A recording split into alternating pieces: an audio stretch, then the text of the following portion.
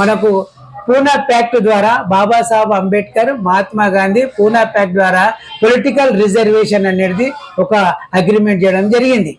అప్పటి నుంచి ఏవైతే ఎలక్షన్లు జరిగినాయో, ఈవెన్ మన కాన్స్టిట్యూషన్కు జరిగిన ఎలక్షన్లో కూడా రిజర్వేషన్ అనేది జరగడం జరిగింది.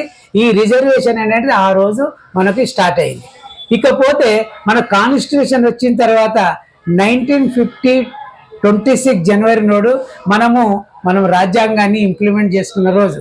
ఆ రాజ్యాంగంలో చాలా క్లియర్గా మనకు 395 ఆర్టికళ్ళు, తర్వాత 9 షెడ్యూల్స్ చేయడం వల్ల ఈరోజు అందులో ఉన్న కొన్ని ఆర్టికళ్ళు ఎస్సీ ఎస్టీలకు ఉద్యోగాలలో, తర్వాత ఎడ్యుకేషన్లలో రిజర్వేషన్ ఇవ్వాల అనే సంగతి ఆ కాన్స్టిట్యూషన్లో ఉండడం వల్ల ఈరోజు మనకు భారతదేశంలో అందరికీ కూడా ఎస్సీ ఎస్టీలు వెనుకబడ్డ వాళ్ళందరికీ కూడా రిజర్వేషన్ దొరుకుతుంది.